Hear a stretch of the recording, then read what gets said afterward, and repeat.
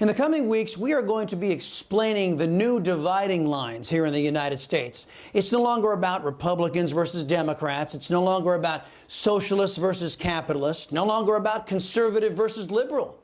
The new dividing line is between those who want to preserve the liberty, freedom, and prosperity afforded us by our Constitution and those left-wing extremists who want to destroy it all. Identifying your enemy. That's our focus in tonight's preamble. Dr. Martin Luther King dreamed of an America that lived up to the creed that all men are created equal. His dream included an America that judged our people on the content of their character, not the color of their skin. King was an ally to America. So too is Republican Winsome Sears, the first black woman to be the lieutenant governor of the Commonwealth of Virginia. There are some who want to divide us, and we must not let that happen. They would like us to believe we are back in 1963 when my father came. We can live where we want. We can eat where we want. We own the water fountains. We have had a black president elected not once but twice, and here I am, living proof. Great woman. There are those who exist in our country, however, today, who reject Dr. King's vision. They are our enemies. One such man is called Michael Eric Dyson. He's often featured on the program of another prominent, one of those individuals in our society who oppose Dr. King's vision, Joyless Reed at MSNBS. Here is Dyson denigrating Winsome Sears for her strong stand for liberty and her equally strong stance against the tyranny of collectivism.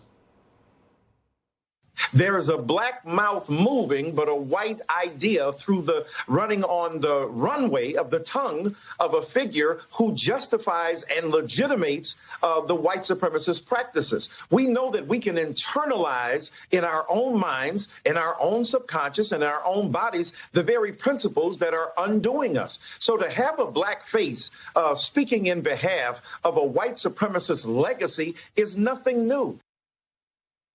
Mr. Dyson then proceeded to attack parents of this great country. He accused them of not knowing what critical race theory is. So in that sense, they need to have a lesson in critical race theory so that they can understand what critical race theory is. And Joy, we know this. First of all, they ain't critical. They ain't run a race in a long time that's meaningful in terms of our people, and they ain't got no theory. Critical race theory, we know, comes from critical theory. The word critical in theory means let's be on the side of those who need to be emancipated for things that are imposed upon them that enslave them. That's all it means.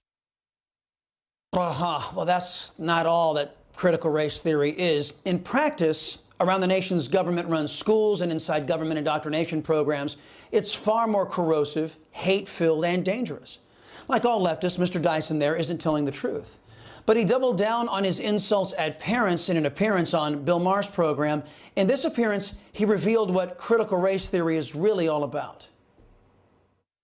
Let's talk about the big one in Virginia. But even with Buffalo, the point is that it was not a referendum on whether a Democratic socialist could govern because she spoke to the issues of the people. The point is that parents who were spooked by critical race theory, none of whom can define it, when you ask them what it is, they don't know. Okay, first off, do you notice his concern for the electoral loss of a socialist in Buffalo? And by the way, the only difference between a socialist and a Democrat socialist is that a Democrat socialist convinces you to vote away your rights you can never get back through peaceful means. That's the only difference. Under socialism, your loss of freedom, your prosperity, and your ability to dream are all equally dashed. Also, did you notice how Mr. Dyson slammed parents for not knowing, again, what critical race theory is? Now, make no mistake, Dyson's problem is that too many parents found out precisely what critical race theory is, and they're horrified by it. Critical race theory, one of the first tenets, is the idea that America is intrinsically racist. There is nothing you can do to remove the racism. There is no repentance for white folks. Apparently, only white people can commit the sin of racism, according to these people. I don't know where they get that from. Everything about it is anti-biblical. It is anti-American, and it's just a flat-out lie. It's just not true. CRT doesn't just lie about America being a racist nation. It also supports the idea that people should be defined by their skin color. When you talk about critical race theory, which is pretty much going to be teaching kids how to hate each other, how to dislike each other, that's pretty much what it's going to, that's pretty much, I don't care what you say, it's pretty much what it's going to all come down to. You're going to deliberately teach kids, this white kid right here got it better than you because he white? You're going to personally tell a white kid, oh, the black people are all down and suppressed. How do I have 2 medical degrees if I'm sitting here oppressed? How did I get... So, let's see. You have 2 black women, a black man, and a Latino man telling you that critical race theory is a cancerous tool used to keep America forever divided. Wait. There's a white liberal guy who has an opinion too. Watch. But they're not objecting to black history being taught. There are other things going on in the schools. Can we just, like separating children by race and describing them as either oppressed or oppressor? I mean, there are children coming home who are feel traumatized by this.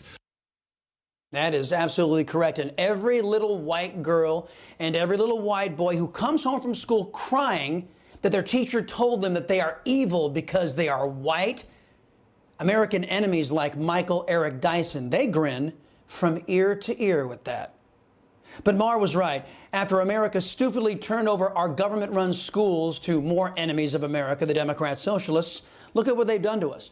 CBS News sounding the alarm that our schools are being segregated by left-wingers who have used their power in GovEd to keep this country divided and at each other's throats. The nation was horrified at the news from Atlanta. We learned that people who think just like Michael Eric Dyson segregated our classrooms by race under the vacuous and dishonest rubric of equity. And it's not just in socialist bastions in the South. It's happening in left-wing Massachusetts, too. Wherever hate exists in America, you will find the American left in charge. It's the only way they know how to win. The hate doesn't stop in K through 12. Columbia University, a so-called institution of higher learning, found new and interesting ways for keeping America divided. They put on 6 different commencement ceremonies segregated by race, sexuality, and income level. And socialist Democrats who seek to assassinate the legacy of Dr. King inspire high school proms segregated by race and black and Hispanic college graduation ceremonies that exclude white people. Karl Marx sought to use class warfare in his effort to divide people. With the people at each other's throats, they would blame their fellow countrymen instead of the government for their low quality of life and lack of freedom. Race hustlers like Michael Eric Dyson, the Socialist Democrat Party, and nearly the entirety of the MSNBS lineup are busy trying to use race to achieve those same divisions in the United States and institute the same totalitarian government control. We in the conservative movement must reach out to those on the left who are trying to escape the Marxist plantation. We must come together under the banner of our constitutional and the American way of life to defeat this rising threat to all of our people. We can no longer harbor old resentments. We can't be fighting these old fights. The greater threat is now upon us.